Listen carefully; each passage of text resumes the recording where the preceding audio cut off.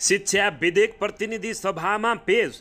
विद्यालय शिक्षा विधेयक संसदमा पेश गर्दै शिक्षा मन्त्रीले भने शिक्षकहरूलाई राजनीतिबाट टाढै राख्नु पर्दछ। पेट्रोलियम पदार्थको मूल्य वृद्धि फिर्ता गर्न निगमलाई प्रधानमन्त्री पुष्पकमल दाहाल प्रचण्डको निर्देशन। उपभोक्ताका हितहरूलाई ध्यानमा राखेर पेट्रोलियम पदार्थको मूल्य वृद्धि फिर्ता लिएको प्रधानमन्त्री पुष्पकमल दाहाल प्रचण्डको भनाइ। सुन तस्करी छानबिन गर्न पूर्व न्यायाधीश आचार्यको संयोजकत्वमा आयोग गठन। सुन तस्करी प्रकरणमा 3 सदस्यीय उच्च स्तरीय आयोग बनाउने सहमति। आजैबाट काम थालिने। संविधान दिवसमा अपराधीहरूलाई उन्मुक्ति दिएकोमा राष्ट्रिय स्वतन्त्र पार्टीका सभापति रवि लामिछानेको आपत्ति। रवि लामिछानेको कटाक्ष, संविधान दिवस त दिन दहाडै मान्छे काट्नेलाई उन्मुक्ति दिन पो रहेछ। सरकार मूल्य वृद्धिमा पनि असंवेदनशील बनेको भन्दै डाक्टर बाबुराम भट्टराईको चेतावनी। अतिले क्षति गर्छ। रासपाद्वारा प्रतिनिधि सभाको बैठक केही बेर अवरुद्ध। रवि लामिछानेले भने चीन भ्रमणबाट प्रधानमन्त्रीले मुड फ्रेस गरे तर मूल्य वृद्धि गरेर जनताको मुड अफ गरे। चीनसँग भएको भैँसीको मासु निर्यात गर्ने सहमतिले व्यापार घाटा न्यूनीकरण गर्ने नेकपा माओवादी केन्द्रको भनाइ।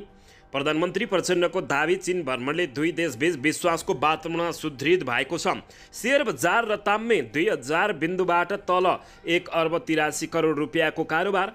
10 वर्ष जनयुद्धभन्दा सवारी दुर्घटनामा मृत्यु हुनेको सङ्ख्या बढी भएको। सडक सुरक्षामा गम्भीर बन्न गृहमन्त्रीको आग्रह। अभिनेता अनमोल केसीको बयान गराइँदै भ्याएसम्म आजै मुद्दा चलाउने प्रहरीको तयारी। पशुपतिको जलहरी प्रकरणमा सदस्य सचिव थापा र ढकाल सहित 3 जना विरुद्ध भ्रष्टाचार मुद्दा। अनमोल केसीले भन्छन् स्क्रिप्ट मन नपरेपछि फिल्म खेल्दिन भने पैसा लैजानु भन्दा निर्माताले मानेनन्। रोकिएन डाक्टरले कुटाई खाने। काठमाडौँ मेडिकल कलेजमा इन्टर्न डाक्टरमाथि भयो फेरि हातपात। अविनाश कणको कीर्तिमानी 6 विकेटसँगै नेपाल क्वार्टर फाइनलमा। मूल्य वृद्धिको निर्णय फिर्ता लिएकोमा सरकारलाई रवि लामिछानेले दिए धन्यवाद। के भने त यसबारे सम्पूर्ण जानकारी। आर्जु देउबा राणालाई 2 करोड दिएको अडियो बनाउने काङ्ग्रेसका नेता गुरुङ पार्टीबाट भए निष्कासन। र दोलखाको लाम बगरबाट थप 4 केजी सुन भयो बरामद। महँगी बढिरहने हो भने काङ्ग्रेस सत्तामा बसिरहन जरुरी नभएको नेपाली काङ्ग्रेसका नेता प्रदीप पौडेलको भनाइ। अब हेर्नुहोस् पुरा समाचार।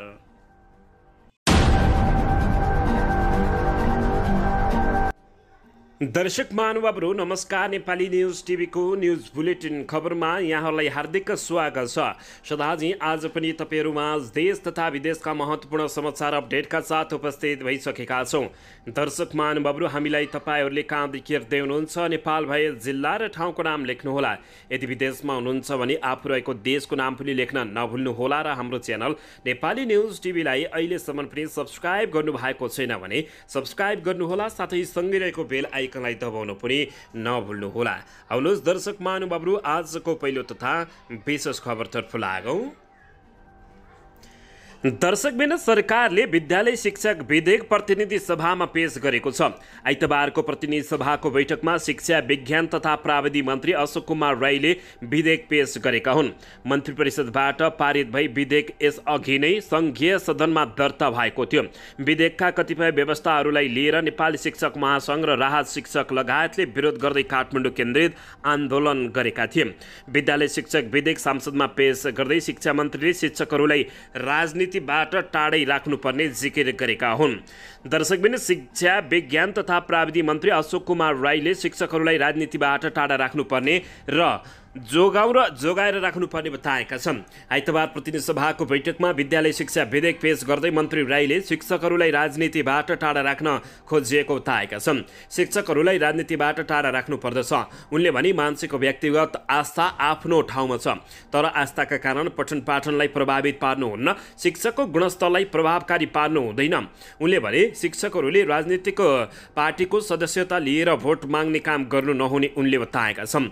ट्रेड युनियन अधिकार अनुसार उहाँहरू सङ्गठित हुन पाउने गरी शिक्षक महासङ्घले व्यवस्था गरिएको उनले बताएका छन्। शिक्षा विधेयकमा शिक्षकहरूलाई राजनीतिक दल र आबद्ध भातृ संस्थाहरूको दस्ता लिन नपाइने प्रस्ताव समेत गरिएको जानकारी प्राप्त भएको छ। दर्शकबिन यसैबीच यता प्रधानमन्त्री पुष्पकमल दाहाल प्रचण्डले पेट्रोलियम पदार्थमा भएको मूल्य वृद्धि फिर्ता गर्न नेपाल आयल निगमलाई निर्देशन दिएसँगै पेट्रोलियम पदार्थको मूल्य वृद्धिमा रोकावट भएको छ। आज बसेको मन्त्री परिषदको बैठकपछि सञ्चारकर्मीहरूसँग कुराकानी गर्दै सरकारका प्रवक्ता एवं सञ्चार तथा सूचना प्राविधि मन्त्री रेखा शर्माले प्रधानमन्त्रीले निगमलाई मूल्य वृद्धि फिर्ता लिन निर्देशन दिइसकेको जानकारी दिएकी हुन्। प्रधानमन्त्रीले नेपाल आयल निगमलाई आजै मूल्य वृद्धिको निर्णय फिर्ता गर्न निर्देशन दिनुभएको छ। उनले भने निगम स्वचालित रूपमा मूल्य प्रणालीमा गए तापनि चाडबाडको समयमा मूल्य वृद्धिले जनतालाई समस्यामा पार्ने विषयलाई मध्यनजर गर्दै प्रधानमन्त्रीले उक्त निर्देशन दिनुभएको उनले बताएका छन्।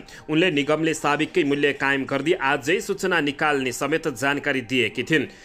नेपाल आयल निगमले शनिबार पेट्रोल र डिजेल प्रति लिटर रु 6, मट्टीतेलमा प्रति लिटर रु 2, हवाई इन्धन आन्तरिक अन्तर्राष्ट्रिय दुवैमा प्रति लिटर रु 8 बढाएको थियो। साथै एलपी ग्यासमा प्रति सिलिन्डर रु 215 बढाउने निर्णय गरेको थियो। अन्ततः प्रधानमन्त्रीको निर्देशनसँगै यो रोकिएको छ। उपभोक्ताको हितलाई ध्यानमा राखेर पेट्रोलियम पदार्थको मूल्य वृद्धि फिर्ता लिएको प्रधानमन्त्री पुष्पकमल दाहाल प्रचण्डले बताएका छन्। दर्शकबिन यसैबीच यता सरकारले सुन तस्करी प्रकरणको छानबिनका लागि उच्च अदालतका पूर्व न्यायाधीश दिल्लीराज आचार्यको समेत जगतमा जाँचबुझ आयोग बनाउने निर्णय गरेको छ।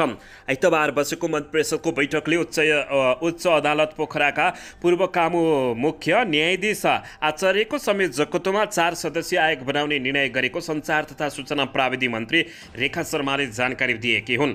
आयोगमा नेपाल प्रहरीका पूर्व एआइजी सहकुल थापा, अर्थविदका रूपमा अर्थ मन्त्रालयका पूर्व सहसचिव किशोर जंग कार्की र गृह मन्त्रालयका पूर्व सहसचिव प्रेम राज जोशी सदस्य रहेका छन्। आयोगले सुन पैठरी तस्करी नियन्त्रण गर्न सुझाव सहितको प्रतिवेदन दिने बताइएको छ। 2 साउनमा त्रिभुवन विमानस्थल बजार कार्यालयबाट ब्रेक सुमा लुकाएर ल्याइएको सुन सिनामङ्गलबाट बरामद गरिएको थियो। ब्रेक सुबाट निकालेर गाल्दा उक्त सुनको तौल करिब 62 किलो पाइएको थियो। उक्त घटनापछि प्रमुख प्रतिपक्षी दल नेकपा एमाले सुन तस्करी छानबिनका लागि उच्च स्तरीय छानबिन समिति गठनको माग गर्दै संसद अवरोध गर्दै आएको थियो। 6 भदौमा राष्ट्रिय मान्यता प्राप्त दलहरूको बैठकले सुन तस्करी प्रकरणमा नेपाल प्रहरीको केन्द्रीय अनुसन्धान ब्युरो CIB ले अनुसन्धान सकेर अभियोजन भइसकेपछि 5 असोजमा जाँच आयोग गठन गर्ने सहमति गरेको थियो। तर दलहरूबीच आयोगको कार्यादेशको विषयमा विवाद हुँदा समयमा आयोग गठन हुन सकेको थिएन। प्रधानमन्त्री पुष्पकमल दाहाल प्रचण्ड अमेरिका र चीन भ्रमणबाट फर्किएपछि आइतबार एमाले अध्यक्ष केपी शर्मा ओलीसँग छलफल भएको थियो। उक्त छलफलपछि बसेको मन्त्री परिषद बैठकले आयोग गठन गरेको हो।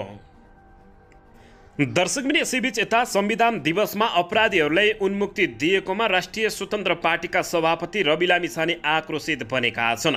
राष्ट्रिय स्वतन्त्र पार्टीका सभापति रवि लामिछानेले संविधान दिवसका अवसरमा अपराधीलाई उन्मुक्ति दिएको भन्दै आपत्ति जनाएका छन्।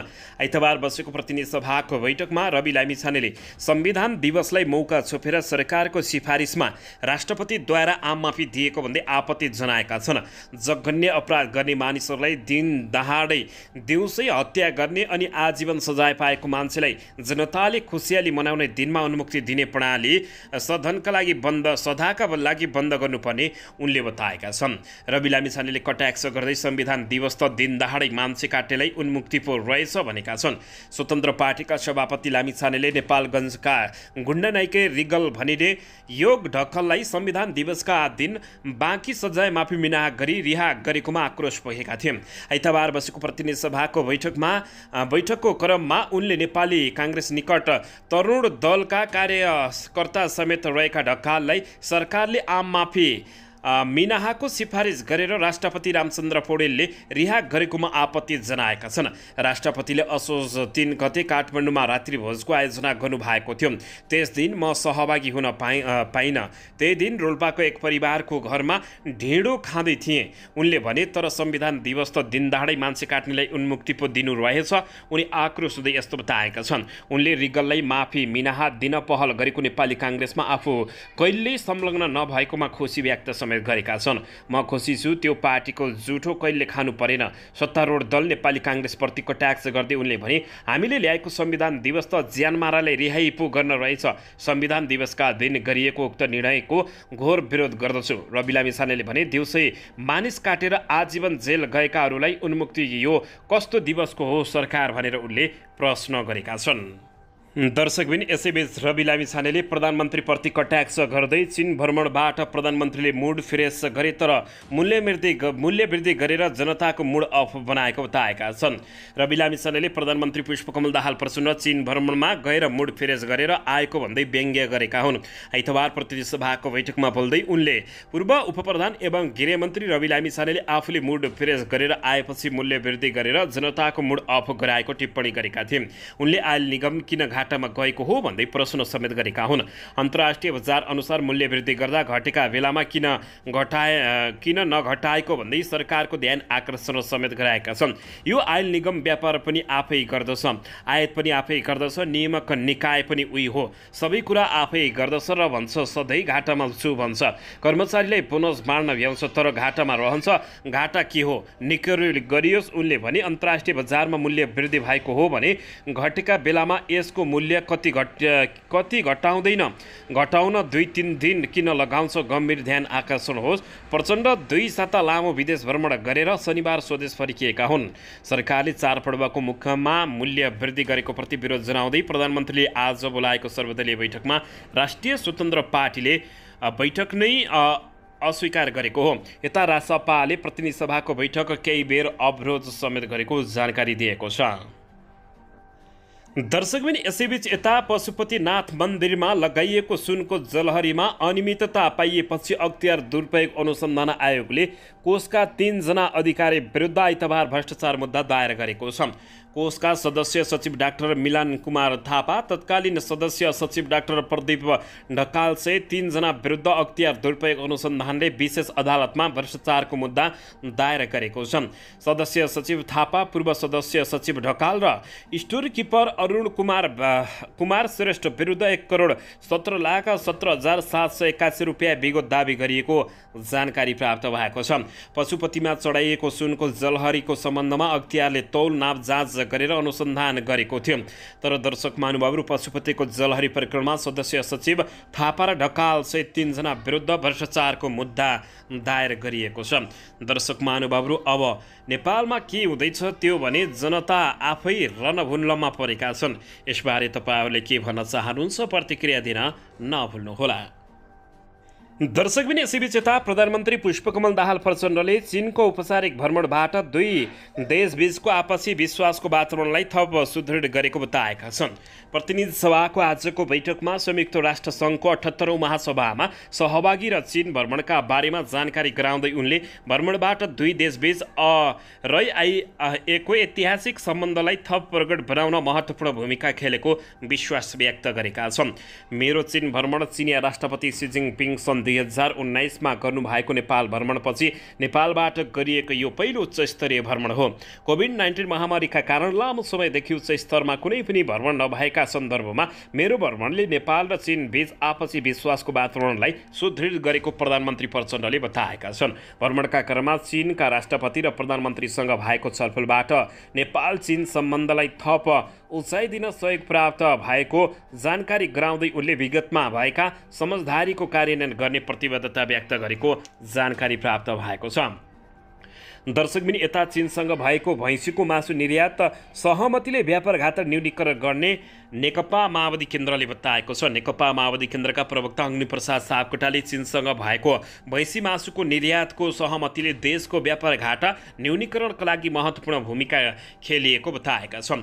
प्रधानमन्त्रीको अमेरिका र चीन भ्रमणबारे जानकारी दिन पार्टीको केन्द्रीय कार्यालय पेरिस डाँडामा आयोजित पत्रकार सम्मेलनमा उनले सो कुरा बताएका छन्। उनले भने भैँसीको मासु निर्यात गर्ने कुरा भएको छ। नेपाल कृषि प्रधान देश हो, त्यसमा पनि पशुको कुरा गर्दा भैँसी पालन नै हो, त्यो हाम्रा लागि प्रचुर सम्भव छ, यसमा पनि सहमति भएको छ। उनले यस विषयमा दूरगामी महत्त्व खोज र अनुसन्धान गरेर उत्पादन बढाउनु पर्ने बताएका छन्। हामीले यसको दूरगामी महत्त्व खोज अनुसन्धान गरेर उत्पादनलाई गुणात्मक ढङ्गले बढाउन सक्यौँ भने हाम्रो व्यापार घाटा न्यूनीकरण गर्न धेरै महत्त्वपूर्ण भूमिका खेल्नेछ, उपाध्यक्ष समेत रहेका प्रवक्ता अग्निप्रसाद सापकोटाले बताएका हुन्। दर्शकबिन यसैबीच यता अनमोल केसीले स्क्रिप्ट मन नपरेपछि फिल्म खेलिन पैसा लैजानुभन्दा निर्माताले नमानेको बताएका छन्। फिल्म रावणलाई लिएर लेनदेनको विवादमा पक्राउ परेका अभिनेता अनमोल केसीले निर्माताले पैसा फिर्ता लिन नमानेको बताएका छन्। यसैबीच अनमोल केसीले प्रहरीसँगको सोधपुछका क्रममा आफ्नो खातामा पठाइएको 10 लाख रुपियाँ निर्माताले फिर्ता लिन नमानेको बताएका हुन्। स्क्रिप्ट मन नपरेपछि फिल्म खेल्न अस्वीकार गरेको समेत उनले बताएका छन्।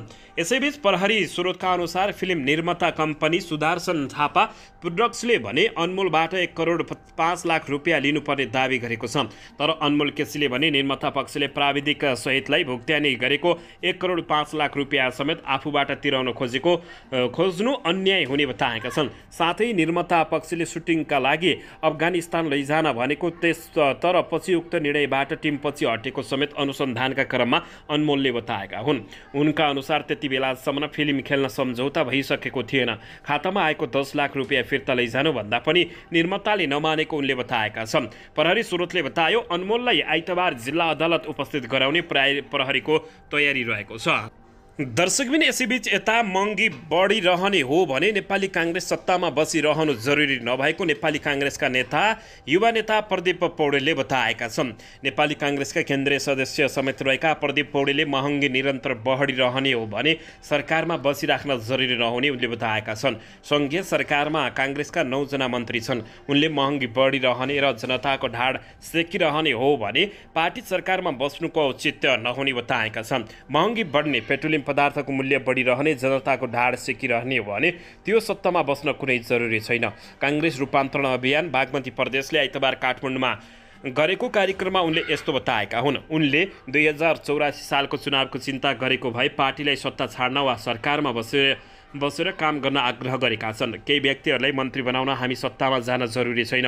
म जान नपाएर भनेको होइन, उनले भने जनताको काम गर्न सत्तामा जाने हो। पार्टी सरकारमा भएकोले यो काम पुरा भयो र यी बाँकी छन् भनेर भन्न पाउने स्थिति निर्माण गर्नुपर्ने उनले बताएका छन्। उनले रोजगारी सिर्जना हुन नसकेको बताउँदै नयाँ रोजगारीको क्षेत्र देखिएको छ त भन्दै प्रश्न गरेका छन्। उनले भने सुशासनको पक्षमा के गरिन्छ भनेर घोषणापत्रमा लेखिएको थियो, त्यो जनतासँग झुट बोलेको भयो। काम नगर्ने हो भने पुष्पकमल दाहाल प्रचण्ड नेतृत्वको सरकारलाई दिएको समर्थन फिर्ता लिन्छु भनेर नेतृत्वले भन्नु सक्नु पर्ने पौडेलले बताएका छन्। पार्टीका कामकारबाही कछुवा गतिमा भइरहेकोमा उनले असन्तुष्टि जनाएका छन्। उनले पार्टीलाई रूपान्तरण गर्नुपर्ने बताएका छन्। वैचारिक विषयलाई पनि अघि बढाउनु पर्दछ उनले भने। उनले बन्न चाहने सबैलाई पार्टीको सदस्य दिनुपर्ने बताउँदै आफूलाई भोट हाल्नेलाई मात्र सदस्य बनाउने व्यवस्थालाई अन्त्य गर्नुपर्ने उनले बताएका छन्। दर्शकबिन यसैबीच यता दोलखाको लामबगरबाट थप 4 किलो सुन बरामद भएको छ। दोलखाबाट प्रहरीले थप 4 किलो सुन बरामद गरेको छ। बिगु गाउँपालिका 1 स्थित लामाबगरबाट थप 4 किलो सुन बरामद गरिएको दोलखाका डिएसपी खड्काले जानकारी दिएका छन्। यसअघि प्रहरीले 2 पटक 7 किलो सुन बरामद गरेको थियो। सुन प्रकरणमा प्रहरीले 7 जनालाई पक्राउ गरेको छ। पक्राउ पर्नेमा बिगु 1 घर भएका राज तामाङ लगायतका रहेका छन्। उनीहरू विरुद्ध प्रहरी भन्सार ऐन 2064 तथा संगठित अपराध निवारण ऐन 2070 विरुद्धको कसुरमा म्याद लिएर अनुसन्धान गरिरहेको छ। तिब्बत र दोलखाको सिमाना फलेको हुँदै सो सुन ल्याइएको अनुसन्धानबाट थाहा भएको डिएसपी खड्काले जानकारी दिएका छन्। दर्शकबिन यसैबीच यता नेपाली काङ्ग्रेसले फिदिम नगरपालिका सभापति प्रकाश गुरुङलाई कारवाही गरेको छ। आर्जु देउबा राणालाई 2 करोड दिएको अडियो बनाउने काङ्ग्रेसका नेता गुरुङ पार्टीबाटै निष्कासित भएका छन्। काङ्ग्रेसको अनुशासन समितिले गुरुङलाई 3 वर्षसम्मका लागि पार्टी सदस्य समेत नरहने गरी कारवाही गरेको छ। अनुशासन समितिका संयोजक आनन्द प्रसाद ढुङ्गानाले विज्ञप्ति जारी गर्दै गुरुङलाई पार्टीबाट निष्कासन गरिएको जानकारी गराएका छन्। गुरुङले जिल्ला सहसचिव सन्तोष श्रेष्ठसँग 2074 सालको स्थानीय तह निर्वाचन पूर्व गरेको टेलिफोन संवाद गत असार 13 गते बाहिरिएपछि काङ्ग्रेसको जिल्ला कार्य समिति बैठकले दुवैजनालाई स्पष्टीकरण मागेको थियो। अडियो संवादमा फिदिम नगरपालिकामा मेयर पदको टिकट लिन पार्टी सभापति शेरबहादुर देउवा पत्नी आर्जु देउबा राणासँग 2 करोड लेनदेन भएको आशय प्रकट गरिएको थियो। स्थानीय तह निर्वाचनमा गुरुङ स्वयं मेयरका आकांक्षी रहेकाले टिकट नपाएपछि पूर्वाग्रही भएर बदनीतपूर्ण अडियो भिडियो रेकर्ड गरेर सार्वजनिक गरेको गुरुङमाथि आरोप रहेको हो। पार्टी नेतृत्व आर्जु देउबा राणाको बदनाम हुने गरी सार्वजनिक गरेको अडियो प्रकरणमा गुरुङले चित्तबुझ्दो जवाब नदिएको भन्दै जिल्ला कार्य समितिले केन्द्रीय अनुशासन आयोगमा गरेको सिफारिस गरेको थियो। उक्त सिफारिसमाथि केन्द्रीय अनुसन्धान समितिले थप स्पष्टीकरण लिएको थियो। गत असार 14 मा काङ्ग्रेस केन्द्रीय कार्यालयको इमेल मार्फत गुरुङले पठाएको स्पष्टीकरण तथ्यमा आधारित नरहेको अनुशासन समितिको निष्कर्ष रहेको थियो। दर्शकबिन आर्जु देउबा राणालाई 2 करोड रुपियाँ दिएको अडियो बनाउने काङ्ग्रेसका नेता गुरुङ पार्टीबाटै निष्कासित भएका छन्। दर्शकबिन यसबारे तपाईँहरूले के भन्न चाहनुहुन्छ? प्रतिक्रिया दिन नभुल्नुहोला।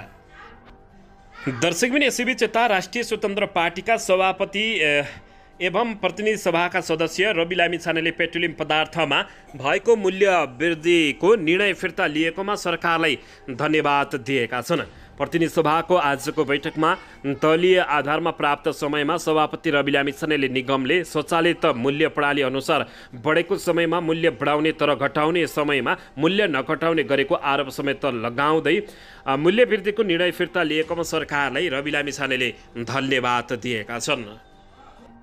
दर्शकबिन यसैबीच यता अविनाश कणको कीर्तिमानी 6 विकेटसँगै नेपाल क्वार्टर फाइनलमा पुगेको छ।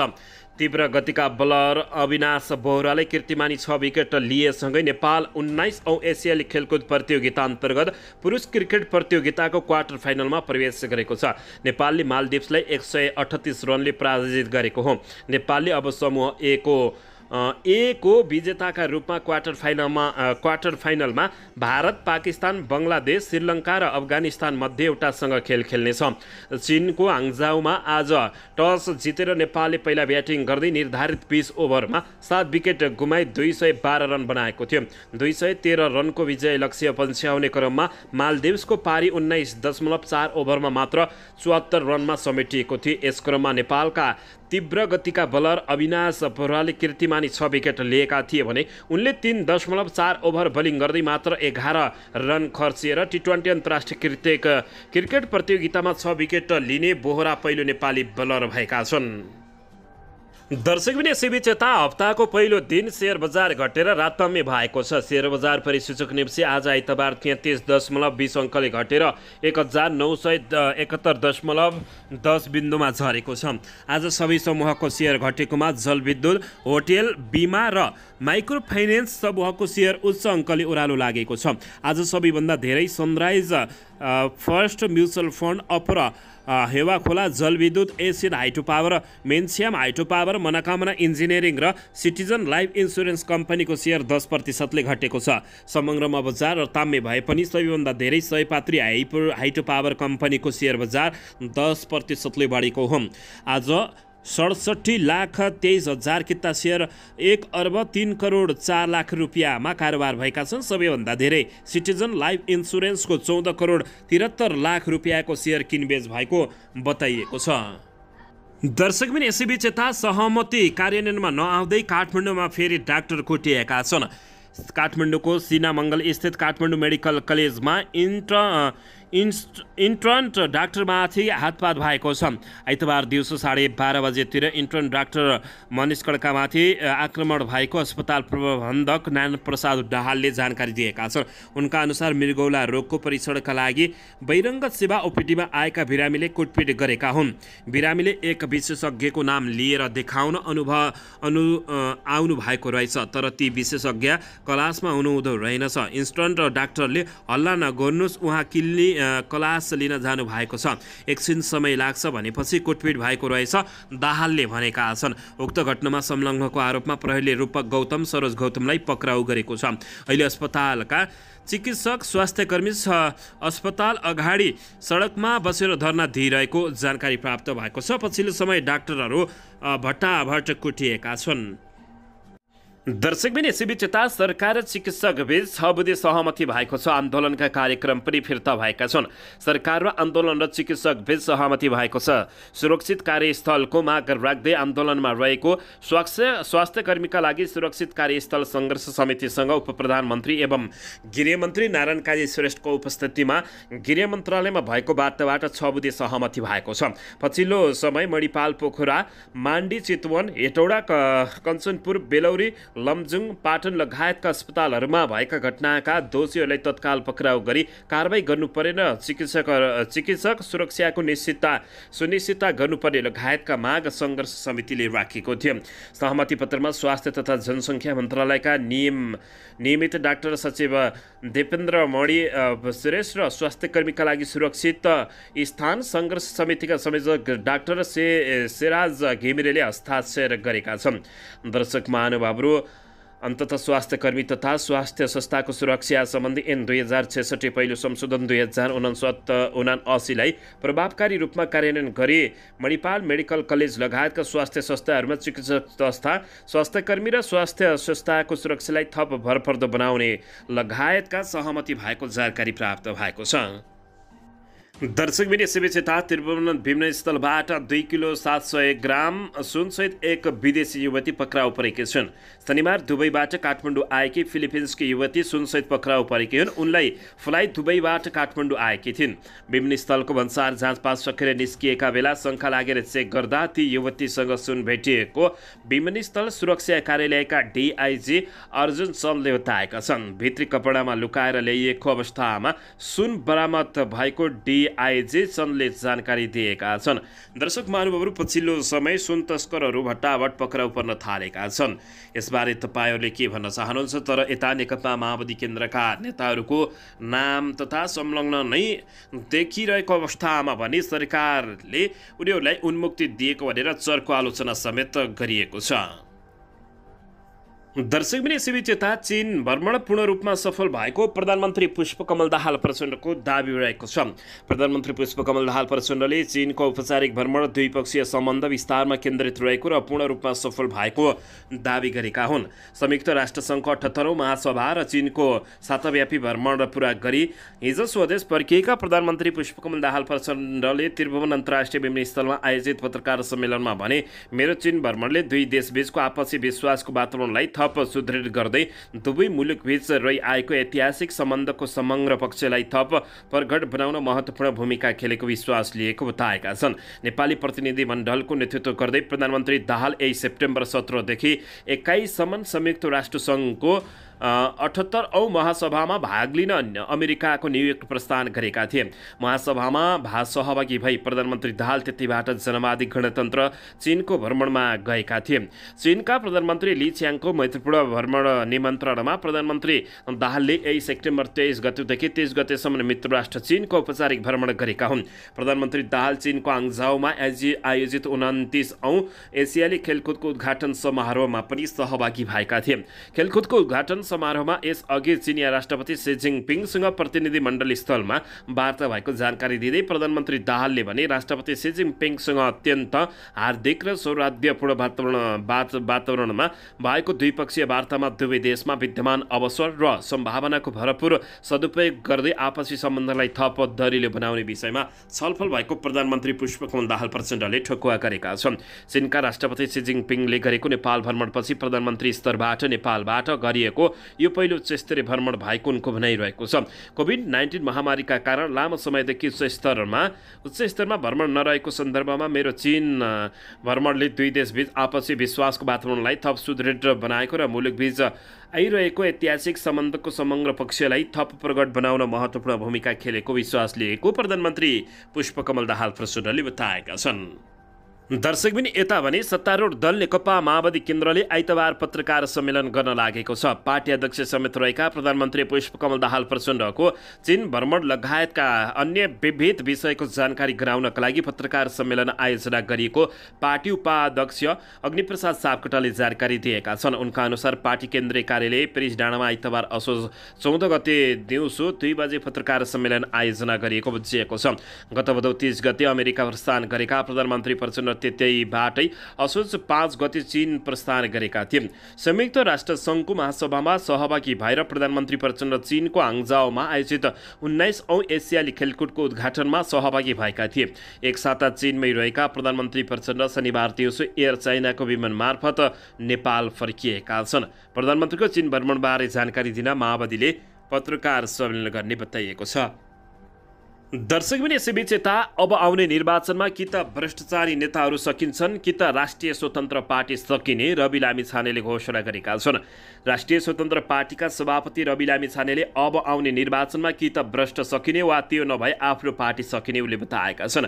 शनिबार दाङको घोराईमा पार्टीको नगर अधिवेशनलाई सम्बोधन गर्दै उनले सर्वसाधारणको ठूला दलहरूप्रति वितृष्णाकै कारण आफूहरू राजनीतिमा आएको र जनताले साथ दिएको उनले बताएका छन्। हामी जनताको पक्षमा काम गर्छौँ र भ्रष्टाचारी दलालहरू एक ठाउँमा रहन सक्ने छैनन्। उनले भने 2084 सालको निर्वाचनले कि त हामी सकिन्छौँ कि भने ठूला भनिएका भ्रष्ट दलहरूको राजनीतिक सटर बन्द हुनेछ।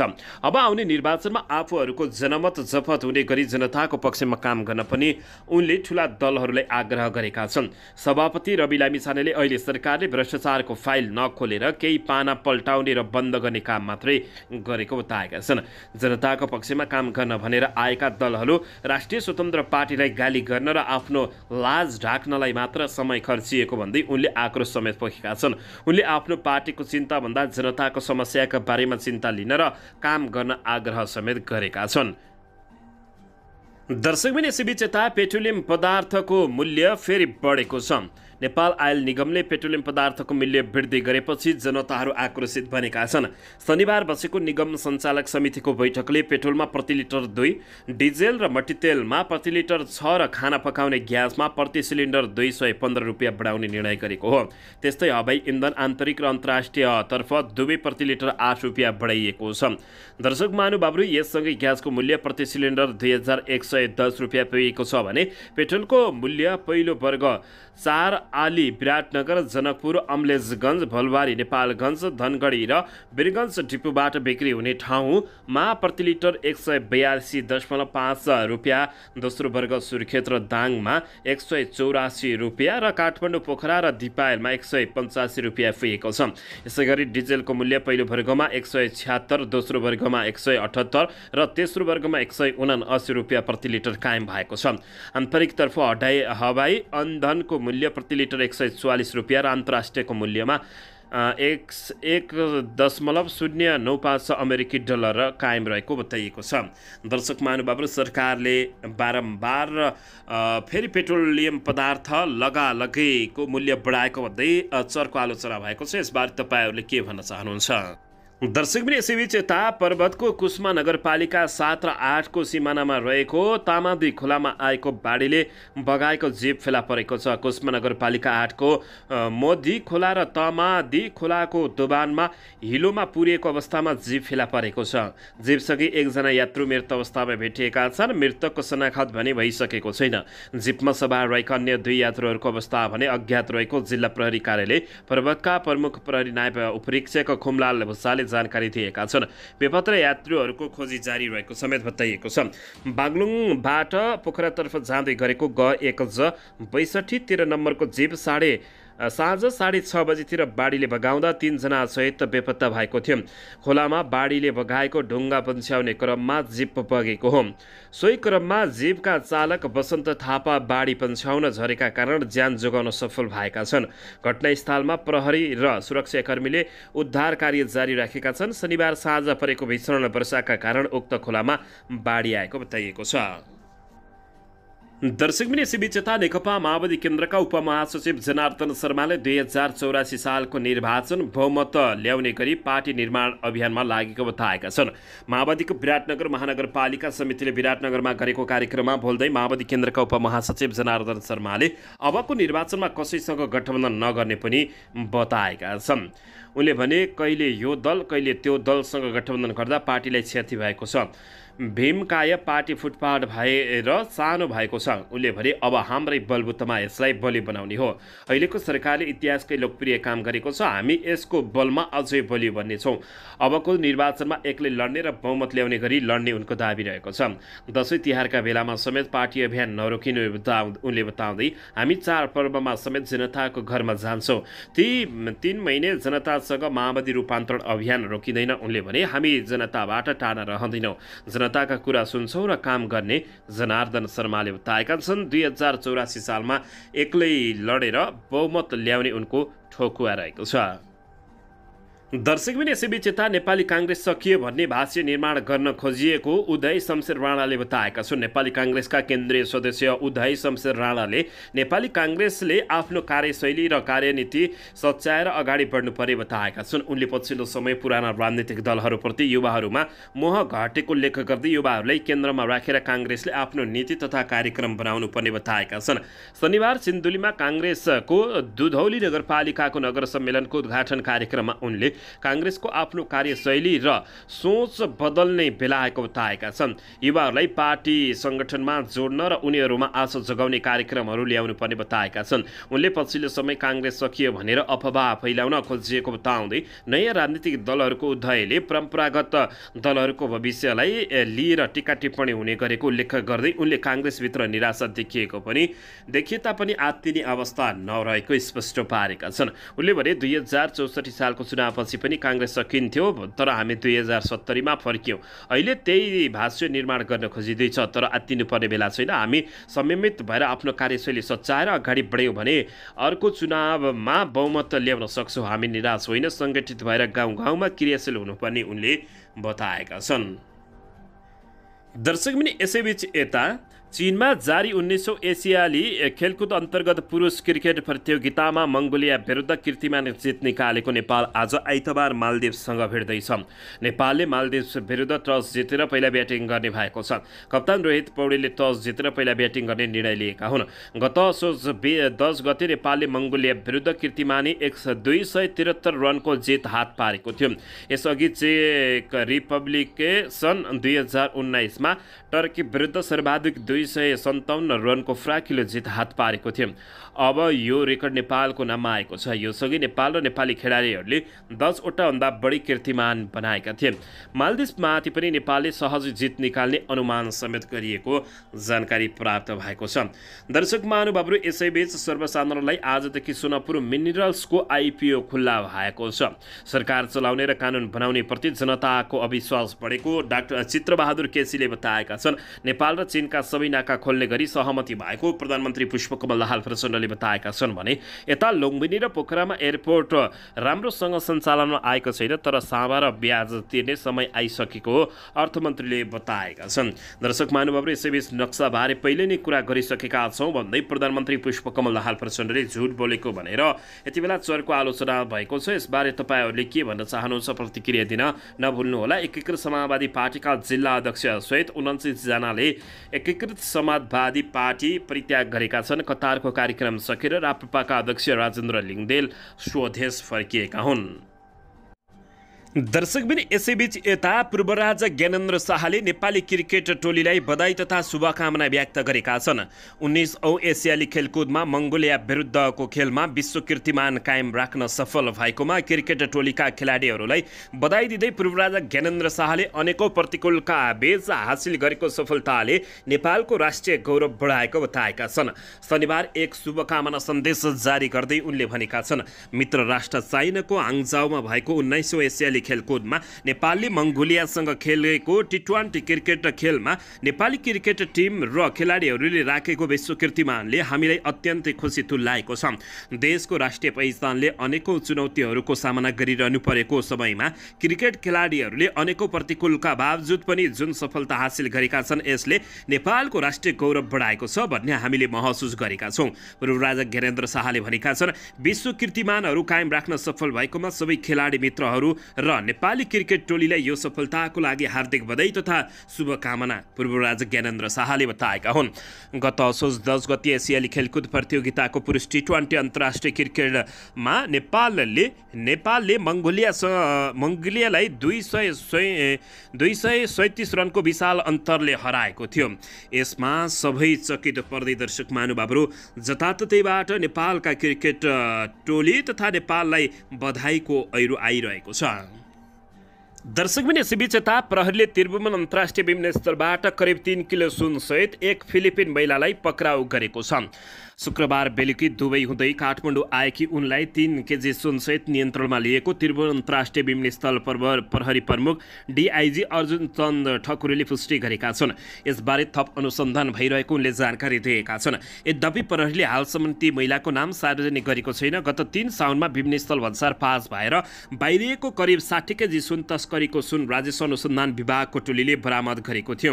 त्यसपछि सरकारले सुन तस्करीको सबै अनुसन्धान गर्न नेपाल प्रहरीको केन्द्रीय अनुसन्धान ब्युरो सिआइबीलाई जिम्मा दिए पनि अहिलेसम्म मूल मानिस पक्राउ पर्न सकेको छैन। त्यसपछि लगालग विभिन्न स्थानहरूमा केजी सुनहरू पक्राउ परेका छन्। दर्शक महानुभावहरू अहिले पनि विभिन्न स्थलबाट तस्करी मार्फत ल्याइँदै गरेको सुन बरामद हुने क्रम रोकिएको छैन। अन्ततः प्रहरीले शुक्रबार बेलुकी दुबई हुँदै काठमाडौँ आएकी उनलाई 3 केजी सुनसहित नियन्त्रणमा लिएको जानकारी प्राप्त भएको छ। दर्शकबिन यसैबीच यता गोर्खामा बिदाको दिन चलाएको भन्दै नेत्रविक्रम चन्द विप्लवको युवा संगठनले सरकारी गाडी नियन्त्रणमा लिएको छ। नेत्रविक्रम चन्द विप्लव नेतृत्वको नेकपाको युवा संगठनले गोर्खामा 4वटा गाडीलाई नियन्त्रणमा लिएको हो।